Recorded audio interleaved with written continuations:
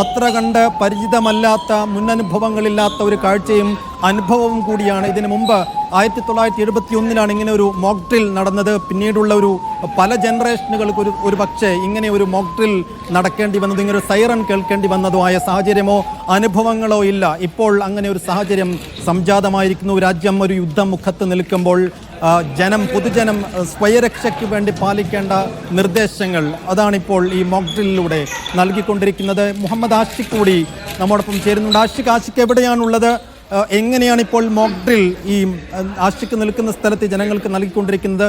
ജനങ്ങളുടെ ഭാഗത്തു നിന്നുള്ള പ്രതികരണങ്ങൾ എങ്ങനെയാണ്?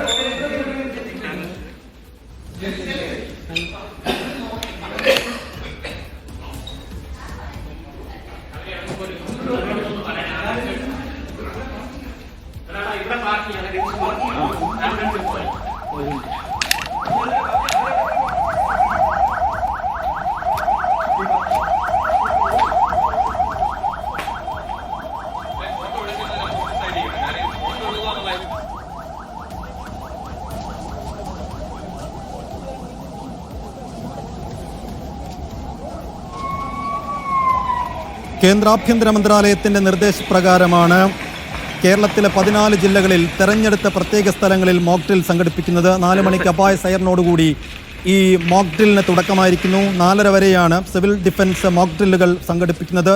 ഒരു വ്യോമാക്രമണം ഉണ്ടായാൽ എന്തൊക്കെ മുൻകരുതൽ സ്വീകരിക്കണം എന്നത് സംബന്ധിച്ച് ജനങ്ങൾക്ക് വിവരങ്ങൾ നൽകുക എന്ന ഉദ്ദേശത്തോടു കൂടിയാണ് ഈ മോക്ക് ഡ്രിൽ സംഘടിപ്പിക്കുന്നത്. ആംബുലൻസുകളും ആശുപത്രികളും ഉൾപ്പെടെ ഈ സമയം സജ്ജമായി നിൽക്കും. ആക്രമണമുണ്ടായാൽ സ്വയം സുരക്ഷ ഉറപ്പാക്കാനുള്ള കാര്യങ്ങൾ ബോധ്യപ്പെടുത്തൽ തന്നെയാണ് ലക്ഷ്യം. തുടക്കമെന്ന നിലയിലാണ് എമർജൻസി സൈറൺ അല്പസമയം മുമ്പ് മുടങ്ങിയത്.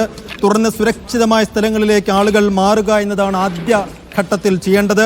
സാധാരണ വ്യോമാക്രമണം സ്ഥിരമായി നടക്കുന്ന സ്ഥലങ്ങളിൽ ആളുകൾ ബങ്കറുകളിലേക്ക് മാറുകയാണ് ചെയ്യാറുള്ളത്. ഇപ്പോൾ യുക്രൈനിലായാലും ഇസ്രായേലിലായാലും ഗസയിലായാലും ഒക്കെ നിലവിൽ യുദ്ധം ബാധിച്ചിരിക്കുന്ന മേഖലകളിലൊക്കെ നിരന്തരം ഈ സൈറണുകൾ മുഴങ്ങുകയും അവിടെയൊക്കെ സൈറണുകൾ മുഴങ്ങിക്കഴിഞ്ഞാൽ തന്നെ ബങ്കറുകളിലേക്ക് ആളുകൾ മാറുന്നതാണ് നമ്മൾ കാണാറുള്ളത്. ഇവിടെ പക്ഷെ നമുക്ക് ബങ്കറുകളിലില്ല. അതുകൊണ്ട് തന്നെ ഈ വലിയ കെട്ടിടങ്ങളുടെ മുകളിൽ ഒന്നും നിൽക്കാതെ ബേസ്മെന്റ് പാർക്ക് ഉൾപ്പെടെയുള്ള സുരക്ഷിത സ്ഥാനങ്ങളിലേക്കോ വീടുകളിലേക്കോ മാറുകയാണ് ചെയ്യേണ്ടത്.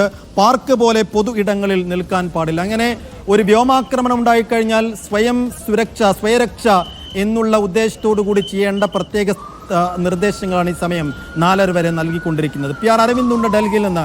അരവിന്ദ്, ഇപ്പോൾ മുനിസിപ്പൽ കൗൺസിൽ ബിൽഡിങ്ങിനടുത്താണുള്ളതെന്ന് മനസ്സിലാക്കുന്നു. ഒരേ സമയം രാജ്യത്തുടനീളം അരമണിക്കൂർ മോക്ക് ഡ്രിൽ സംഘടിപ്പിക്കുകയാണ്. അവിടെ എമർജൻസി സൈറനൊക്കെ മുഴങ്ങി കഴിഞ്ഞിട്ടുണ്ടാകും. എങ്ങനെയാണ് ഈ മോക്ക് ഡ്രിൽ അവിടെ നടപ്പാക്കിക്കൊണ്ടിരിക്കുന്നത്? ജനങ്ങളുടെ ഒരു റെസ്പോൺസ് എങ്ങനെയാണ്?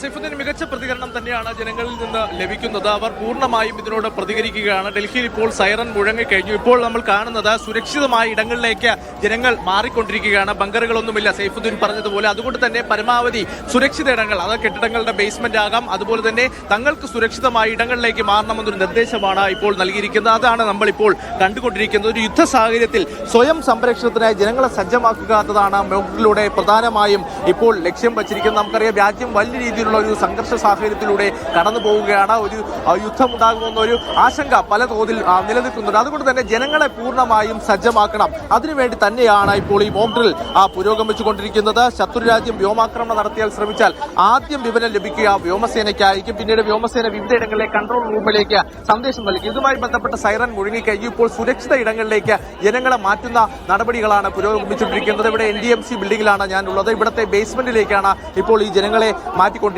ആ ബേസ്മെന്റിൽ വെച്ച് അവർക്ക് വേണ്ട നിർദ്ദേശങ്ങൾ നൽകും. എന്തൊക്കെ സജ്ജീകരണം അല്ലെങ്കിൽ എന്തൊക്കെ തയ്യാറെടുപ്പുകളാണ് നിങ്ങൾ നടത്തേണ്ടത്, ഇത്തരം ഒരു പ്രതിസന്ധി ഘട്ടം ഉണ്ടാവുകയാണെങ്കിൽ ഏതൊക്കെ തരത്തിലുള്ള തയ്യാറെടുപ്പുകൾ നടത്തണം അടക്കമുള്ള കാര്യങ്ങളിൽ കൃത്യമായി ഉദ്യോഗസ്ഥർ അവർക്ക് വിശദീകരിക്കും. എന്തൊക്കെ സജ്ജീകരണങ്ങൾ വേണം, അല്ലെങ്കിൽ ഇത്തരത്തിലുള്ള ഒരു അടിയന്തര സാഹചര്യം ഉണ്ടാൽ എന്തൊക്കെ സാധനങ്ങൾ നിങ്ങൾ കയ്യിൽ സൂക്ഷിക്കണം, അതുപോലെ തന്നെ എന്തൊക്കെ നടപടികൾ എടുക്കണമെന്ന കാര്യത്തിൽ കൃത്യമായ ഒരു വിശദീകരണം ഇപ്പോൾ ഉദ്യോഗസ്ഥർക്ക് നൽകും. ഇവിടെ വലിയ രീതിയിലുള്ള സജ്ജീകരണം കൊണ്ടുണ്ട് ഫയർഫോഴ്സ്. പ്രധാനമായും ഇവിടെ ഒരു തീപിടുത്തം ഉണ്ടായാൽ, 1-ാം നിലയിൽ ഒരു തീപിടുത്തം ഉണ്ടായാൽ എന്താണ് നടപടിക്രമങ്ങൾ, അല്ലെങ്കിൽ നിങ്ങൾ 1-ാം നിലയിൽ ഒരു തീപിടുത്തം ഉണ്ടായാൽ എന്തൊക്കെ നടപടിക്രമങ്ങൾ ചെയ്യണം, അതുപോലെ തന്നെ ഒരു ആക്രമണം ഉണ്ടായാൽ എന്തൊക്കെ നടപടിക്രമങ്ങൾ പാലിക്കണം, അതടക്കമുള്ള നടപടി.